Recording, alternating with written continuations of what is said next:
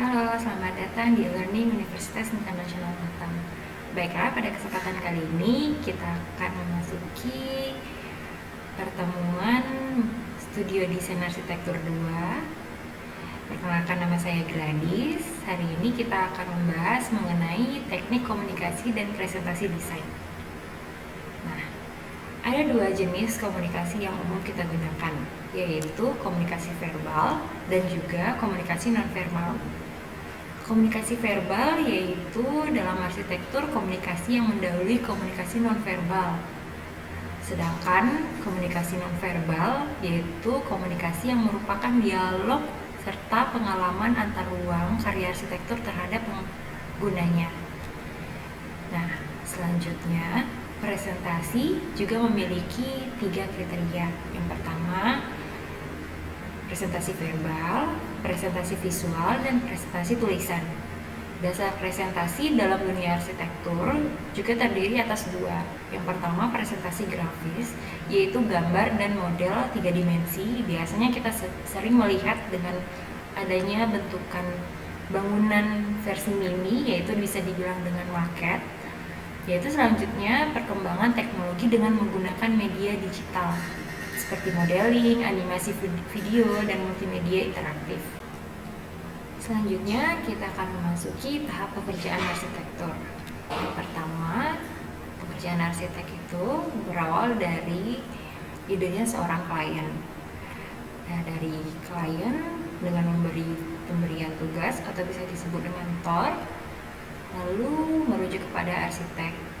Arsitek yang akan merancang dengan tahap rancangan, gambar prarancangan atau disebut dengan gambar kerja, lalu akan mendiskusikan atau juga bekerja sama bersama kontraktor untuk mengurusi konstruksi gambar kerja sehingga bisa kembali kepada pengguna atau pemanfaatan untuk bangunannya. Nah, selanjutnya peran gambar dalam tahapan pekerjaan arsitektur terdiri atas 2. Yang pertama, tahap prarancangan dengan mengkomunikasikan gagasan kepada klien, menyajikan gambar yang baik dan bagus untuk menarik perhatian klien. Lalu tahap gambar konstruksi, mengkomunikasikan gambar kepada vendor atau pekerja konstruksi, lalu menyajikan gambar yang tepat dan akurat. Nah, gambar dalam arsitektur juga memiliki bagian-bagian. Yang pertama adalah gambar teknik, yaitu gambar yang terukur, gambar ortogonal, memiliki tujuan atau akurasi, lalu teknik dasar atau disebut dengan proyeksi, lalu dikembangkan untuk membuat gambar kerja. Nah, selanjutnya adanya sketsa, bukan gambar terukur atau gambar bebas. Sketsa ini memiliki gambaran dengan tujuan mempresentasikan gagasan atau merekam suasana yang terlihat. Nah, selanjutnya juga ada gambar presentasi. Gambar presentasi ini juga tujuannya mengembangkan dari gambar teknik sketsa dengan impresi atau menarik perhatian khalayak yang melihat desain-desain tersebut dan dilengkapi dengan teknik rendering dan elemen pelengkap seperti orang, pohon, atau mobil. Selanjutnya, ini adalah contoh gambar teknik, adanya gambar depan dan juga adanya denah. Nah, kita masuk pada contohnya sketsa. Sketsa untuk memperlihatkan atau langsung mengutarakan dari gambaran yang telah terlihat. Nah, sebagai contoh, gambar di samping adalah salah satu gambar sketsa dari ide Rem Koolhaas. Nah, ide ini dari seorang arsitek mungkin bisa melihat bahwasanya ide dari Rem Koolhaas ini apa sih yang dimaksud dan tujuan dari desain dari Rem Koolhaas ini dari sebuah sketsanya. Namun untuk klien yang memiliki background yang pengetahuannya berbeda dengan arsitek, tentunya akan mengalami kesulitan dalam memahami sebuah sketsa ini. Makanya diperlukan adanya komunikasi verbal yang dilakukan oleh arsitek untuk menjelaskan bahwasanya apa saja sih dari hasil sketsa ini imajinasi dan kreativitas yang akan disampaikan.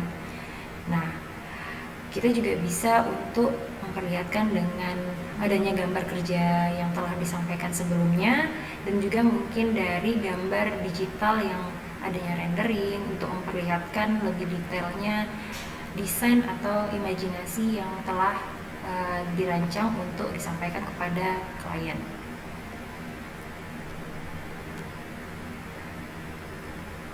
Ini adalah contoh gambar presentasi desain yang mungkin bisa kita lihatkan kepada orang untuk menunjukkan apa sih tujuan dan maksud dari rancangan yang telah kita buat dengan semenarik mungkin.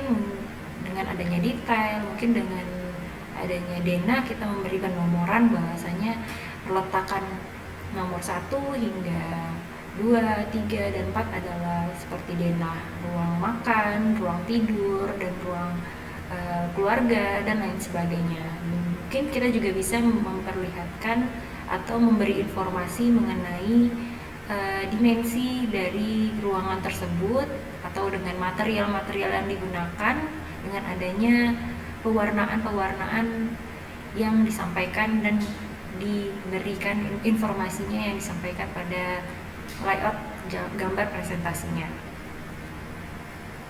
Nah, ini contoh gambar presentasi yang mungkin dari perspektif atau yang sudah di-rendering dari interior maupun eksterior. Sekian pemaparan dari topik pertemuan kali ini. Semoga bermanfaat untuk teman-teman semuanya. Sampai jumpa di pertemuan selanjutnya.